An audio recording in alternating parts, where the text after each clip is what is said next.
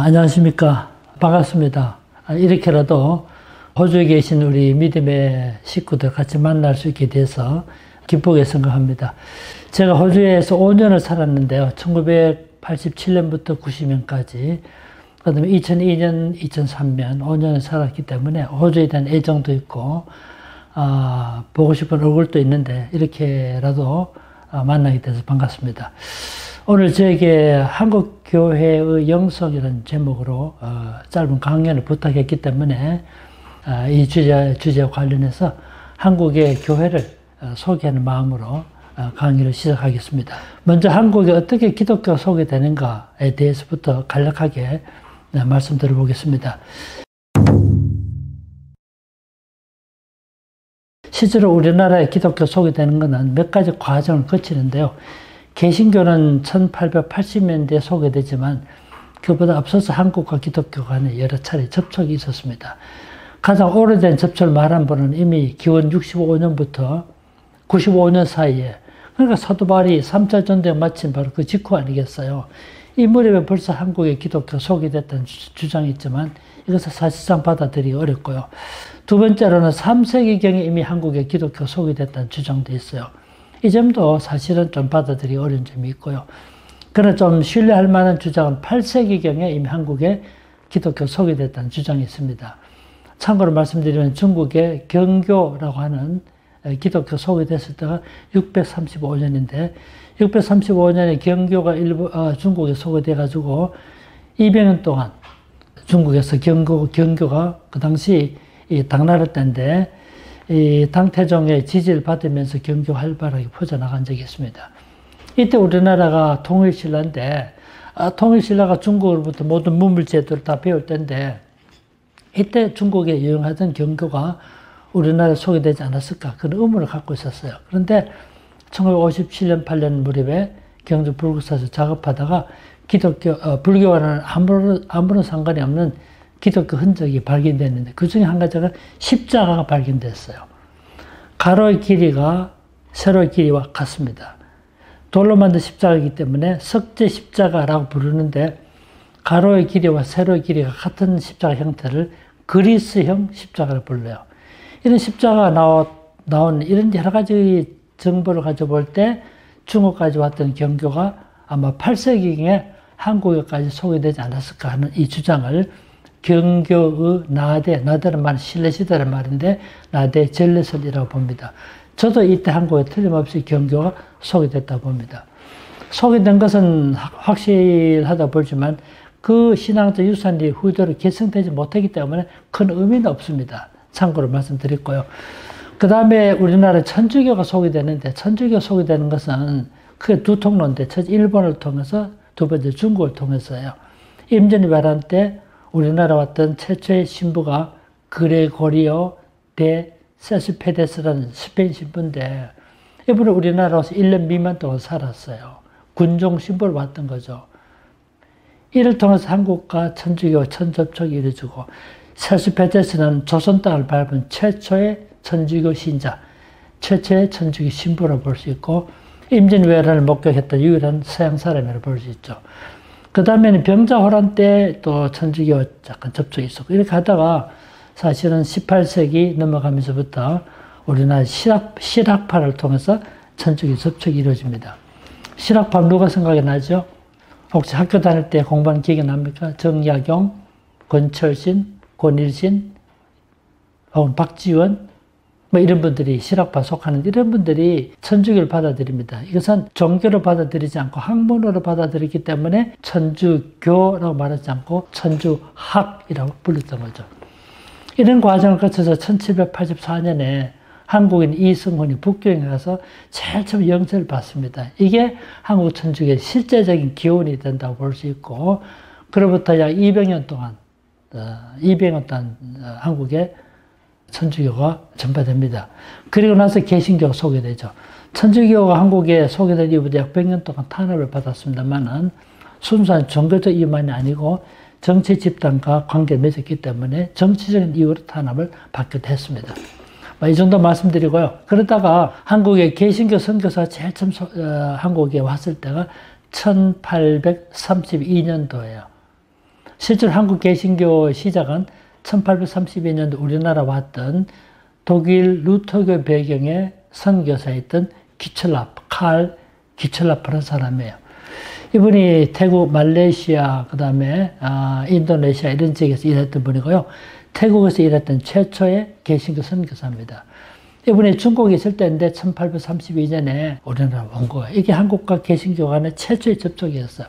약 한 달 동안 체류했는데 그 당시 지금은 그 충청도 보령시에 속한데 그때는 황해도였는데요.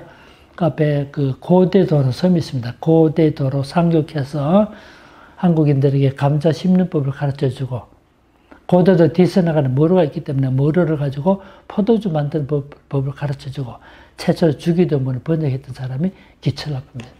그때 우리나라에서 그걸 받아들이지 않았기 때문에 나중에 제주도를 거쳐서 오키나와를 거쳐서 다시 중국으로 돌아갔습니다. 두 번째로 한국에 왔던 개신교 선교사가 우리가 잘 아는 토마스 목사예요. 1865년에 비밀에 와서 2달 동안 숨어 있다가 다시 중국으로 돌아갔다가 이듬해 1866년도에 제너럴 서머니의 배를 타고 우리나라 왔습니다만은 불행하게도 우리나라 처형됐잖아요. 제너럴 서머노 사건으로 말하는데 이때 토마스 목사가 26세였어요. 토마스 목사 1840년생이니까요. 26살 때 우리나라 와서 선교하게 되죠. 세 번째 개신교 접촉이 만주에 왔던 스코틀랜드 선교사인데요. 만주에 와서 일하던 1870년대에 스코틀랜드 연합 장로교 선교사들이 있었어요. 대표적인 두 사람이 존 로스와 존 맥킨타이어인데 이분이 만주 선교사로 왔지만 압록강가에 왔습니다. 강만 넘으면 조선인데 이 조선에도 복음을 전할 수 없을까? 그렇게 영적인 부담을 갖게 됩니다. 진짜 영적인 인물은 복음에 대한 부담을 갖게 됩니다. 그런데 그 당시 조선에 기독교는 금지된 금교는 입국을 못 하잖아요. 그걸 어떻게 할까요? 비밀의 성경을 번역해서 조선으로 보내면 되겠다 싶어서 한국에 접촉하게 됩니다. 이영찬, 김진기, 이성하, 백홍준 같은 청년들이 의주 청년인데 중국에 장사로 갔다가 장사를 못하고 병들어 있었을 때요. 이때 이 선교사에 접촉해서 보호를 받고 한글을 가르치는 가운데 이분들이 마음의 변화가 나타나서 1879년도 세례를 받습니다. 한국인으로 제일 처음 세례받은 사람이 이영찬, 김진기, 이성하, 백홍준 같은 청년들이었어요. 그리고는 단미를 가지고 조선말을 가르쳐서 우리나라 말로 제일 처음 성경 일부가 번역되었어요. 그때가 1882년 3월 달입니다. 3월 달에 누가복음이 번역되고 그 다음에 5월 달에 요한복음이 번역된 거예요. 이렇게 번역되다가 1887년도에는 만주에서 신약 성경이 완전히 우리나라 말로 번역됐어. 이게 영어로 로스 버전이라고 그러는데 예수, 성교, 전서라고 부릅니다. 성교라는 말은 거룩한 종교라는 뜻인데 그 당시 그렇게 성경 번역본의 이름을 붙였던 겁니다. 1882년에 누가복음이 번역됐을 때 이 번역본을 가지고 비밀리 국교를 넘어와서 처음으로 성경을 보급했던 사람이 누굴까요? 처음에 만주에서 처음 세례받았던 김진기, 이성하, 백홍준, 정말 이영찬 말씀드렸죠. 그 백홍준이 제일 처음으로 비밀이 번역된 성경을 가지고 의주로 넘어와서 판매하다가 보급하다가 체포돼서 2년 동안 감옥에 감금되어 있다가 사망했습니다. 그런데도 불구하고 또다시 성경을 가지고 비밀 국교를 넘어왔던 사람이 서상윤이에요. 서상윤이 이 성경을 가지고 자기 외곽에 있는 황해도, 장gen군, 대구면, 송천리 가서 성경을 보급했는데 그 결과로 그곳에 최초로 교회가 설립된 거예요. 그 교회가 한문으로 송천교회인데 풀어서는 소나무 송천 내천자니까 솔레교회예요.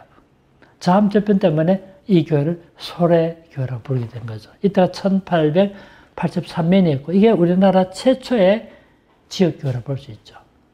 이런 과정 속에서 기독교 복음이 한국어로 서서히 소개되기 시작합니다. 그러다가 우리나라 큰 변화가 개항이에요, 개항. 그동안 약 10년 동안 세국 정치를 썼잖아요.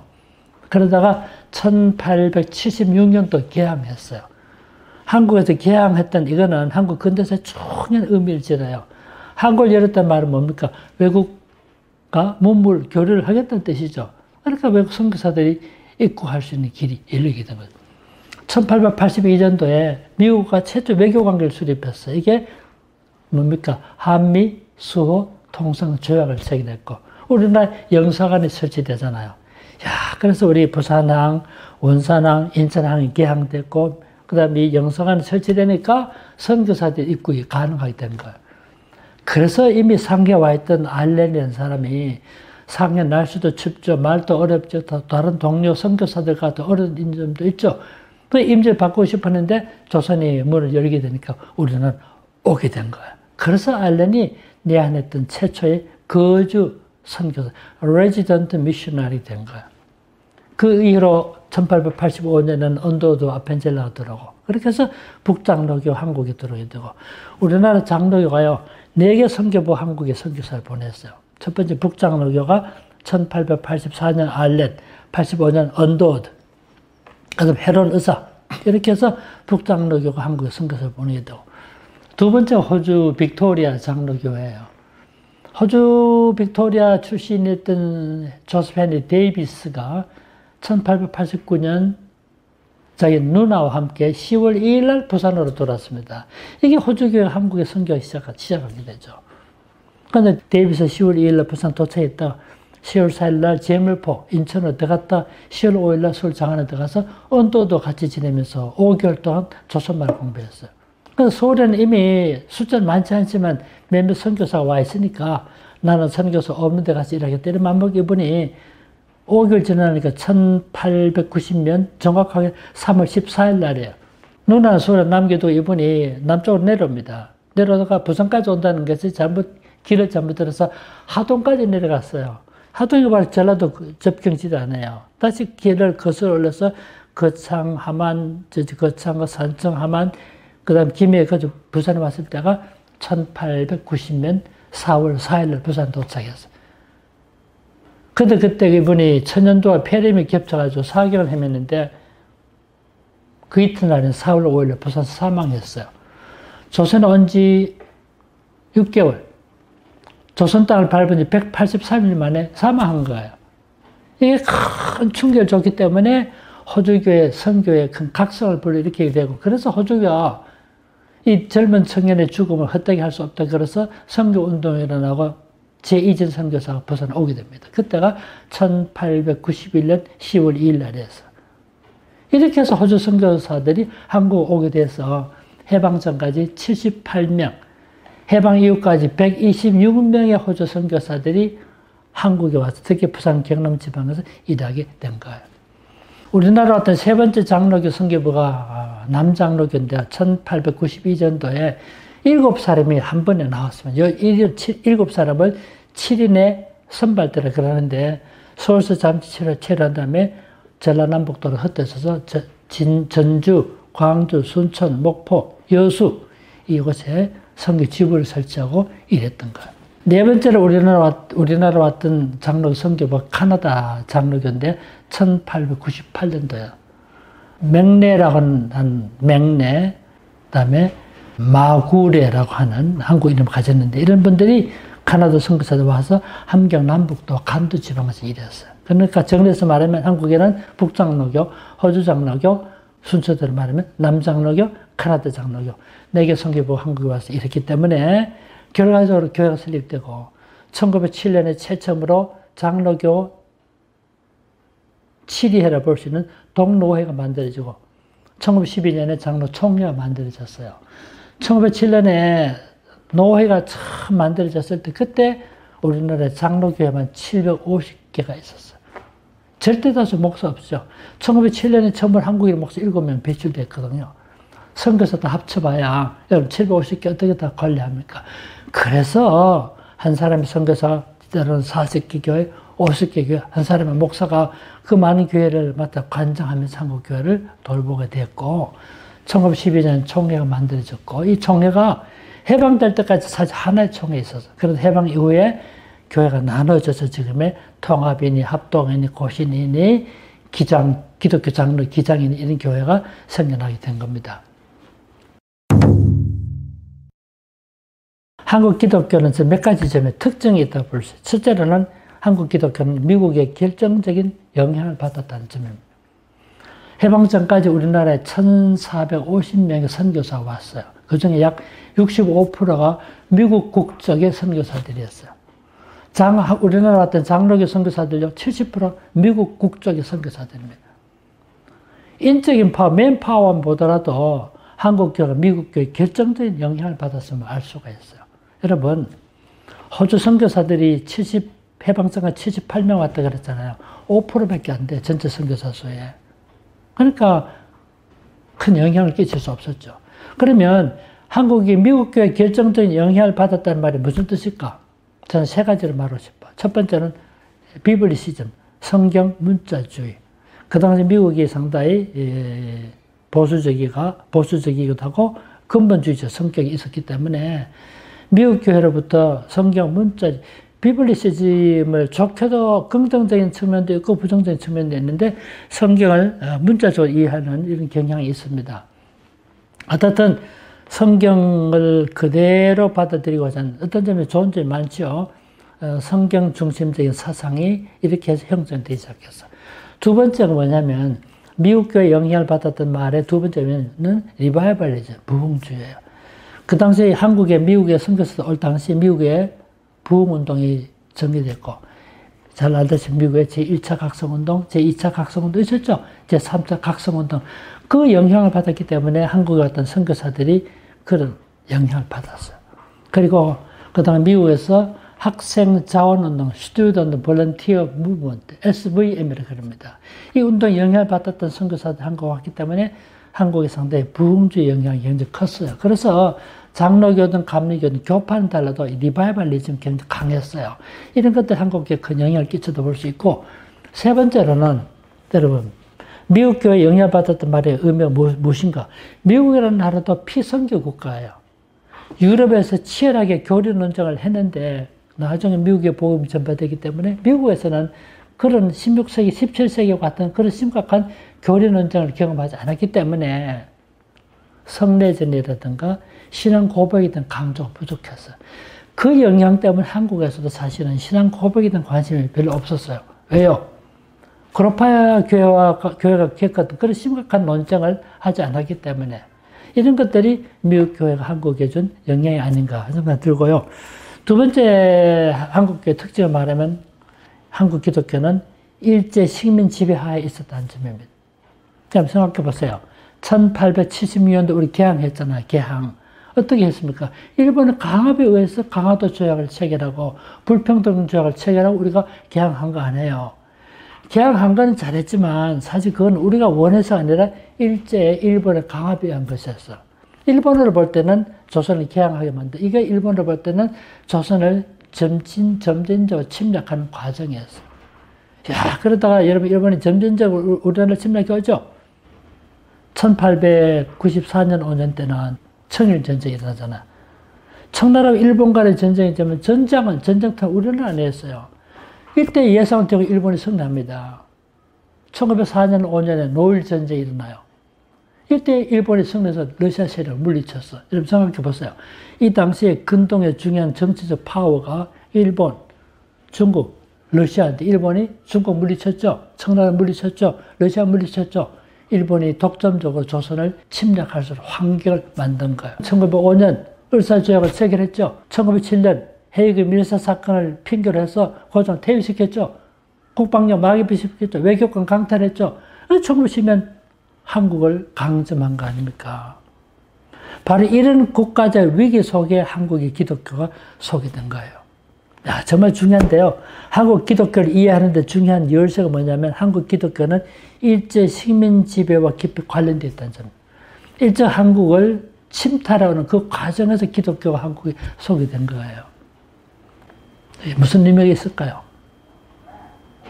일본 한국을 식민 지배하면서 한국의 모든 걸 수탈해 갔어요. 우리나라 광산자원, 수저, 실제로 농산물, 우리는 마시는 경기도 이천쌀이 제일 맛있는 쌀인데 1천쌀 다 가져가서 황실에서 먹으려고. 식민지배라는 것은 식민지 사람들을 보호한다는 이름 하에 자국의 이익을 추구한 거 아니겠어요? 그래서 일본 한국의 모든 걸 수탈해 갈 때 기독교가 소개된 거예요. 기독교는 어떻게 했습니까? 여러분 학교 설립했죠? 병원 설립했죠? 야, 생각해 보세요. 학교를 설립해서 근대 교육을 가르쳤죠. 자유, 인권, 민주주의, 개인의 자유, 개인의 권리. 야, 소중한 가치를 가르쳐 준 거예요. 근대 병원 설립했죠.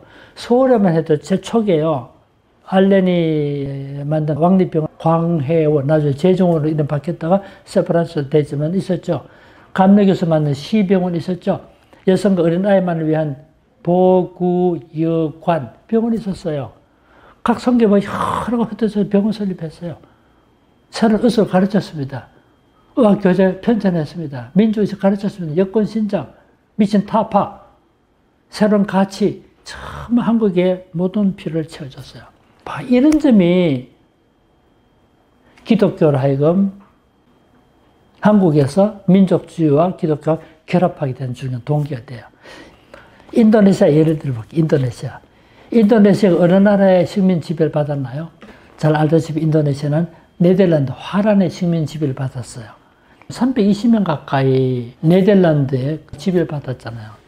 지금도 인도네시아 가면 그 흔적이 남아있어요. 그때 화란이 어떤 나라입니까? 기독교 국가 아닙니까, 사실은.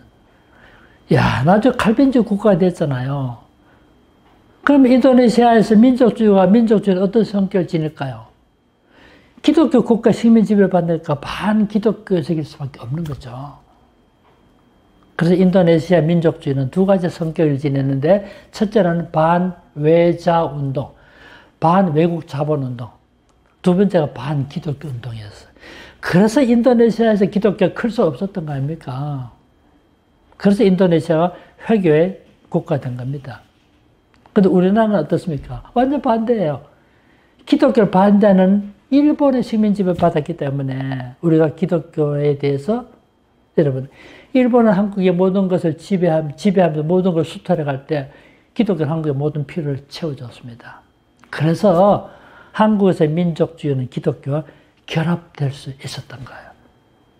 여러분, 이게 참 중요한 의미가 있어요. 왜 한국 기독교가 급성장할 수 있었을까요? 기독교 한국인들이요, 기독교를 개종할 때 유교적인 가치, 유교적인 풍습을 볼 때는 저항을 받았지만 정치적으로는 아무 문제 없었어요. 도리어 일본의 모든 걸 수탈해 갈 때 기독교는 우리에게 모든 걸 제공해 줬기 때문에 기독교와 민족주의 결합했기 때문에 한국의 민족주의는 기독교 민족주의, 요거를 크리스찬 내셔널리즘이라고 그래요. 흥미롭지 않습니까? 그래서 한국 기독교가 성장할 수 있어요. 여러분, 우리나라 초기에 기독교를 받아들였던 그룹이 크게 두 그룹이에요. 첫 번째 그룹이 소수 엘리트 그룹입니다. 여러분, 한국에 있을 때 역사 공부 좀 하셨나요? 한국 초기 민족 지도자들, 건국의 주역들 다 기독교 신자들이에요. 예를 들어 어떤 분이 있습니까? 김구? 기독교 신자입니다. 이승만 말할 것도 없죠. 우리나라에 선교사들 와서 제일 처음에 설립했던 배지학당에서 공부했잖아요. 배지학당 다닐 때 영어 배웠어. 졸업할 때 영어로 스피치 했습니다. 대단했습니다. 이승만 욕하는 분도 계시는데 정말 훌륭한 기독교적 인물이었죠. 또 누구 있어요? 안창호 기독교 신자입니다. 초기 선각자들 기독교 신자들. 여러분 생각해 보세요. 천일 전쟁이 일어났을 때 1894년 5년 안에요. 청나라 이길 줄 생각하지 일본이 이길 줄 아무도 생각 못했어요. 청나라는 대국이기 때문에 과거부터 우리가 중국을 사모하고 중국을 숭상하는 사상이 있었어. 4대 사상. 이게 모화사상이랍니다. 모든 분들이. 근데 개전 8개월 만에 일본 해군이 압록강 전투에서 청나라 해군을 물리치고 승기를 잡았잖아요. 결과적으로 일본이 승리한 거예요. 큰 충격을 받았습니다. 그럼 어떻게 일본이 이겼는가 생각하게 되겠죠. 그래 알고 보니까 일본이 빨리 개항하고 문호를 개방하고 서양 문물을 받아들여서 서양 기술을 받아들이니까 재래식 무기를 쓰는 중국이 이길 수 없었던 거죠. 그걸 깨닫게 되면 충격이었어요. 그러면 우리나라 어떻게 하면 우리도 빨리 강대국이 돼서 주변에 러시아, 중국, 일본과 같은 그 강대국의 tum바구니 속에서 살아남을 수 있을까요? 생각했죠. 여기서 우리도 빨리 서양 문물을 받아들여야 되겠다는 자각을 갖게 된 거예요. 그럼 서양 문물을 받아들이려면 어떻게 해야 돼요? 그 당시 통로가 기독교뿐이었어. 그래서 기독교라는 통로를 통해서 서양 문물을 받아들이려고 했던 이 의지를 자강민족주의라고 그래요. 또 한 그룹이 하층 그룹인데 하층 그룹은 어떻게 기독교 받아들여요? 여러분 어떤 나라든 마찬가지인데 복음 전에 보면 상류층보다는 하층의 중하층 사람이 기독교에 대해 더 적극적이에요. 우리나라 마찬가지입니다. 이미 기득권층은 정치적 변화 원치 않습니다. 새로운 이념, 사상, 종교를 받아들임으로써 무슨 변화 일어나는 거 원치 않아요. 그러나 중하층 사람들은 새로운 이념, 사상, 종교 받아들임으로써 그걸 가지고 신분의 상승을 의도해요. 그렇기 때문에 하층 사람들이 새로운 종교, 말은 기독교에 대해 더 큰 관심을 가졌던 거죠. 그래서 우리나라는 기독교를 받아들일 때 일부 엘리트 그룹과 다수 하층 그룹이 기독교를 적극적으로 받아들이는 거예요. 참고로 말씀드리면요. 일본이라는 나라는 선교사, 미국을 통해서 서양 문물은 수용하면서 기독교는 배척을 했습니다. 그래서 일본의 기독교는 사실 소수 정도 남아요. 우리나라는 참 감사하게도 서양 문물도 받아들이면서 기독교도 받아들였기 때문에 한국이 이만큼 큰 교회를 이루게 된 거예요. 이런 과정 속에서 기독교가 한국에 꼭 필요한 종교라는 것을 깨닫게 되고, 실제 우리나라 같은 기독교가 학교 설립했죠. 병원 설립했죠. 새로운 민주적 가치 가르쳤죠. 개인 인권, 자유, 평화, 평등 가치 가르쳤죠. 그러니까 기독교를 거절할 이유가 없었던 거예요. 그래서 기독교와 민족주의 결합했다는 이것이 기독교 민족주의를 형성하게 됐고, 이게 큰 차이입니다. 아시아, 아프리카 많은 나라들이 기독교 국가 식민 지배를 받았는데 우리나라는 기독교 국가 식민 지배를 받은 것이 아니라 반기독교적인 일본의 식민 지배를 받았던 겁니다. 이렇게 해서 사실 한국의 기독교는요, 아시아, 아프리카 어떤 나라와도 비교할 수는 급성장합니다. 조금 이야기해 볼게요, 여러분. 처음에 언도도 왔을 때 목사 선교사로 첫 인물 아닙니까? 1885년부터 1895년까지 첫 10년 동안 참 어려운 기간에 첫 10년 동안. 이걸 저는 years of struggles, 고투의 기간에. 이 10년 동안에 한국 기독교 신자는 딱 500명 정도밖에 안 됐어요. 그러다 1894년, 5년에 청일전쟁이 있을 때 그랬죠. 청일전쟁 이후로 처음으로 교회 성장이 나타납니다. 그 이유가 뭔지 이제 말씀드린 거예요. 이 기운이 올라갑니다. 그러다 1900년대에 우리나라가 민족이 시련을 겪고 민족의 운명이 백척간도에 있었죠. 그런 예정에 있을 때인 1903년에 원산의 부흥이 일어나고 1907년에 대부흥이 일어나게 되죠. 이 대부흥이 일어나니까 수적인 성장만 아니고요. 이게 이미 예수를 믿던 사람 영적인 리바이벌, 어웨이커닝, 각성이 일어나게 된 거예요. 그러다 1909년에는 100만년 구령 운동이 일어납니다. 이런 부흥은 하나님께서 갑작스럽게 주신 그 영적인 각성 운동이지만 1909년에 있었던 100만년 구령 운동, 우리가 한국의 기독 신자 100만 명 확보해보자. 이건 어떤 프로그램을 가지고 했던 운동이야. 기독교 신자 여러분, 10만 명도 안 됐는데 100만 명의 영혼을 구원해보자. 얼마나 꿈이 컸어요. 그러니까 목표는 다 이루지 못했지만 이게 한국에 100만 명의 신자 확보되면 독립할 수 있다. 이런 의식을 심어준 거죠. 그런 가운데 1910년 일제 식민 지배를 받게 되는 거죠. 그러니까 한국의 부흥의 역사는 일본의 식민 지배를 받기 이전에 한국의 준비라고 볼 수 있는 거죠. 어떤 이런 과정에서 한국 교회가 수적인 성장을 이루게 된 거죠.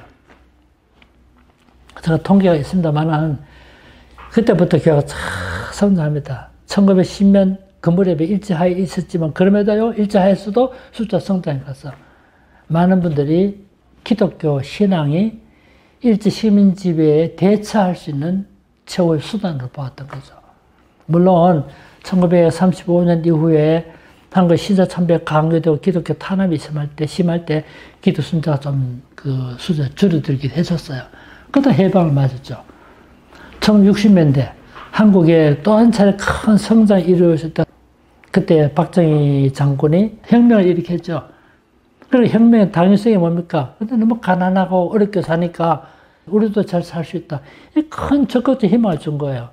여러분, 경제 성장 정책은 혁명의 당위성을 꾀하는 명분이었어요. 그건 누구나 받아들일 수 있는 거죠. 잘 살아보자는 누가 거부하겠어요. 야, 끼니도 못 태울 때 여러분 우리의 배고픔을 해결해 준 거예요. 굶주림을 해결해 줬다는 것보다 더 중요한 인권이 어디 있습니까? 사실 솔직히 말하면. 저는 자식을 키울 때는 잘 몰랐는데 우리 집에 우리 자녀들 애기 생각나고 볼 때 우리 어릴 때 굶주리고 살았어요. 우리 어머니가 세상 떠날 때 세상 떠나기 얼마 전에 저에게 내 어릴 때 젖도 저도 못 먹이고 굶긴 일이 그게 가슴 아픈가 봐. 그 말씀 하시더라고요. 우리 민족이 그렇게 굶주리게 있을 때 경제 성장을 가장 중요한 가치로 내세워서 수출 주도형의 경제 성장을 일으킨 거예요. 그걸 배고픔을 해결한 겁니다. 독재 정치 했다는 것 때문에 비난하기도 할 수 있지만 그래도 경제 성장을 통해서 우리 배고픔을 해결해 줬는데 이것보다 더 중요한 인권이 어디 있나요? 그런데 문제 제가 말씀드리고 싶은 거는 박정희 정권이 어떻게 했던가를 말하는 것이 아니고 그런 상황에서 한국 기독교가 영향을 받은 거예요. 성장을 제1의 가치를 국가 지표로 삼을 때 교회도 우리도 성장해야 되겠다. 그래서 1960년대에 교회도 성장했어요. 60, 70, 80년대 중반까지 하루에 7개씩 교회가 개척되고요. 70년대 대단했습니다. 그때 캐치프레이즈 뭡니까? 교회 성장이 가장 중요한 가치 아니었어요. 그래서 오늘의 교회를 발전해 오게 된 거예요. 그때 1980년대 후반을 거쳐가면서 한국 교회 성장이 침체되거나 조금 정체되는 현상이 나타나게 된 거죠. 교회 성장이라는 것은 그 시대의 사회적 상황과 깊이 관련되어 있어요, 여러분. 우리 삶이 안정되고 경제적 삶의 GNP가 만불, 이만 높아지게 되면 어떻게 보면 종교적 각성은 떨어집니다.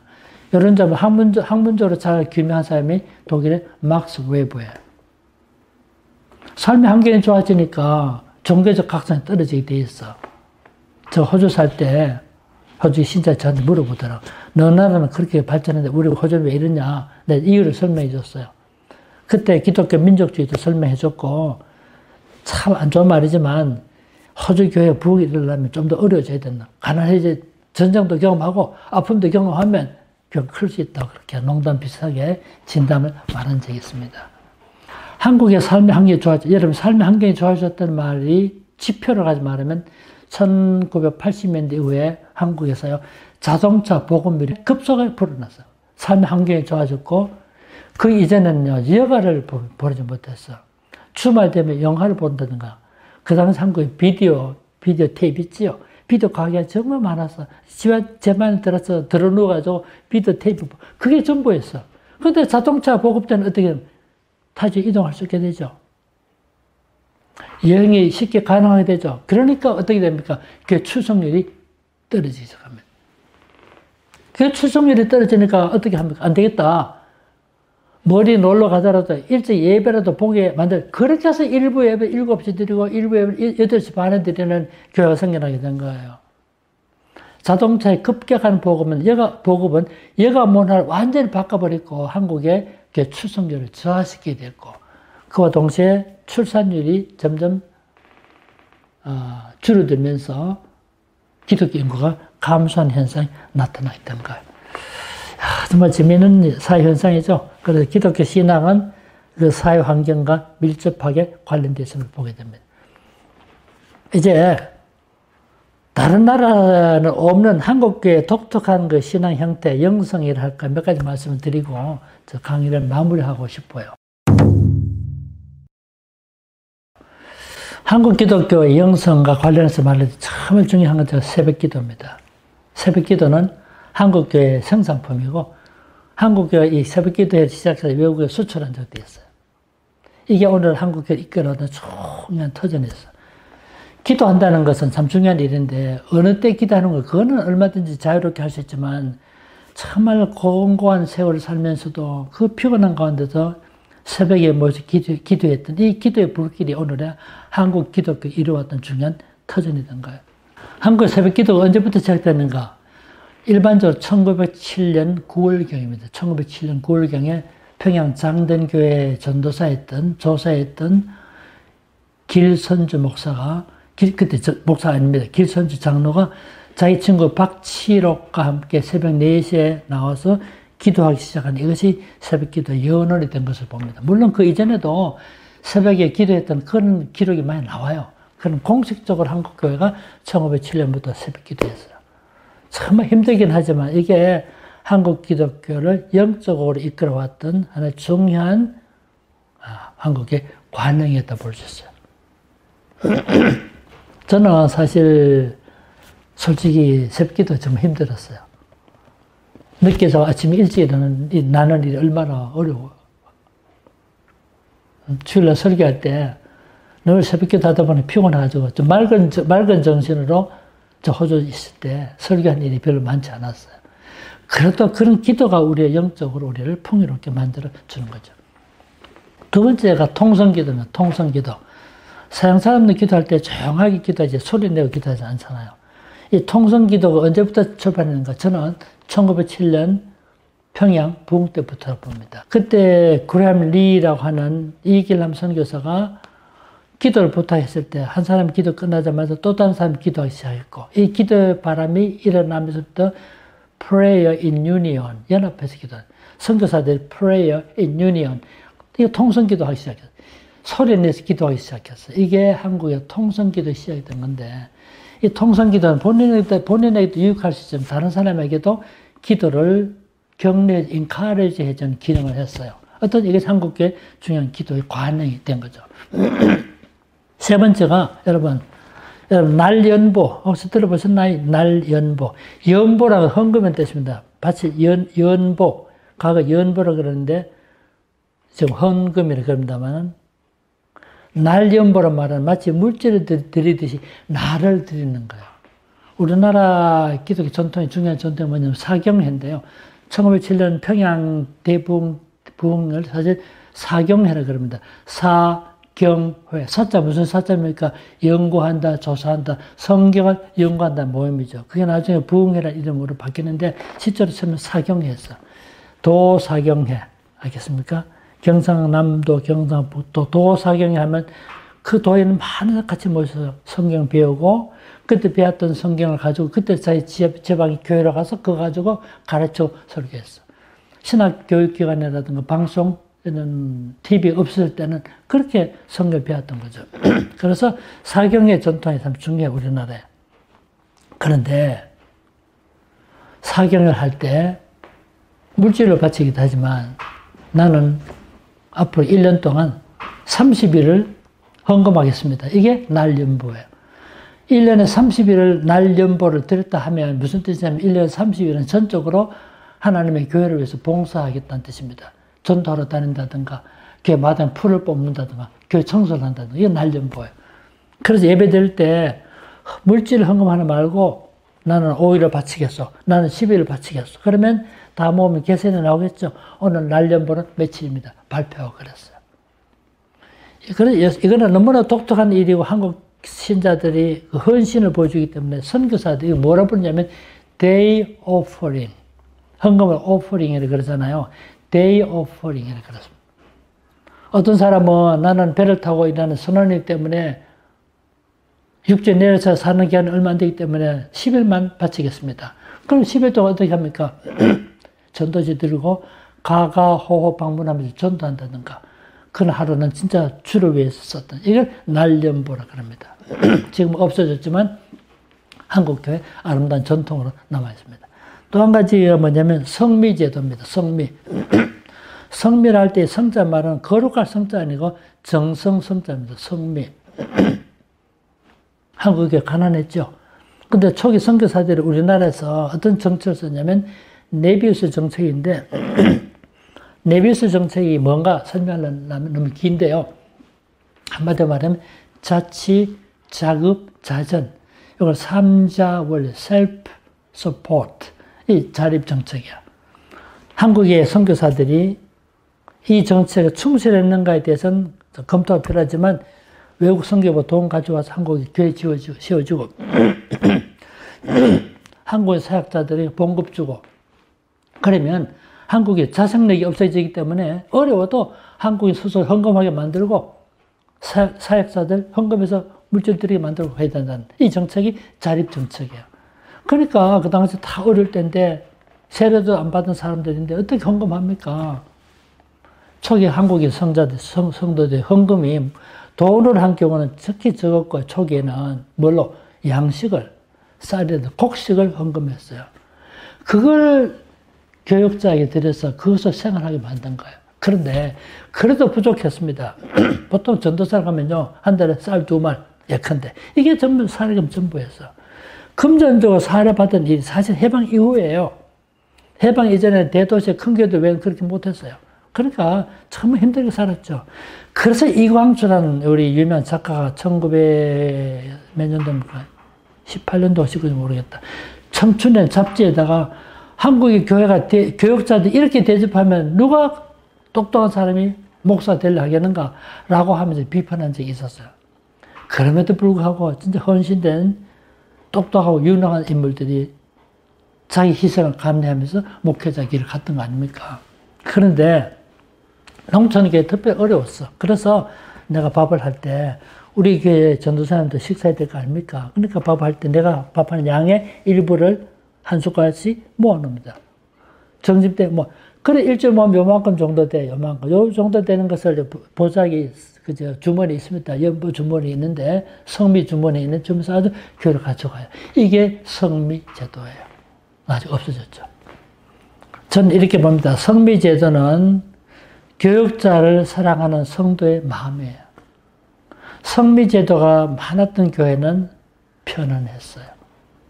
그 별거 아니지만 그 순간순간 교육자를 생각하면서 양식을 일부 모아가지고 일주일 모아서 교회를 가자는 이 과정 속에 교육자에 대한 애정과 사랑이 있었고 그 교회가 평안했던 거죠. 성미제도는 성도들이 교육자들을 사랑했던 사랑의 흔적이었어요. 나중에 좀 더 부유해지고 물질 헌금하게 되니까 그 제도 없어진 거죠. 저는 한국교회 아름다운 전통이라고 생각해요. 한 가지만 더 말씀드려봅시다.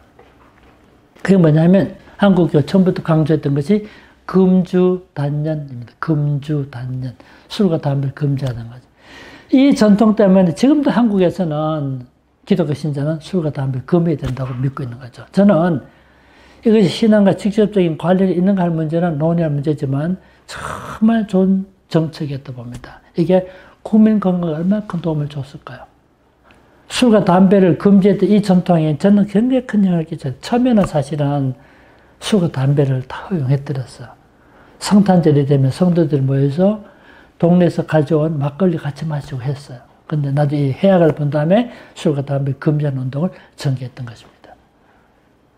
이런 것들이 한국교회의 영성을 말해주는 일면이라고 볼 수 있는 거죠. 제가 하고 싶은 말이 좀 더 많은데 오늘 이 정도만 해야 될 것 같아요. 시간이 거의 다 됐기 때문에 이 정도 말씀드리겠는데 오늘 한국교회 이처럼 발전해 온 것은 선교사들 수고도 많았지만 한국인들의 헌신과 수고, 주님을 향한 사랑 이런 것들 다 함께 어우러져서 오늘의 교회를 이뤘다 볼 수 있는데 외국에 살고 있더라도 한국교회 역사와 전통을 이해하시고 한국교회 아름다운 모습을 본받아가는 우리 호주에 계신 우리 믿음의 식구들이 되었으면 좋겠습니다. 긴 시간 동안 인내하시면서 강의를 들어주신 성도들에게 감사를 드립니다. 감사합니다.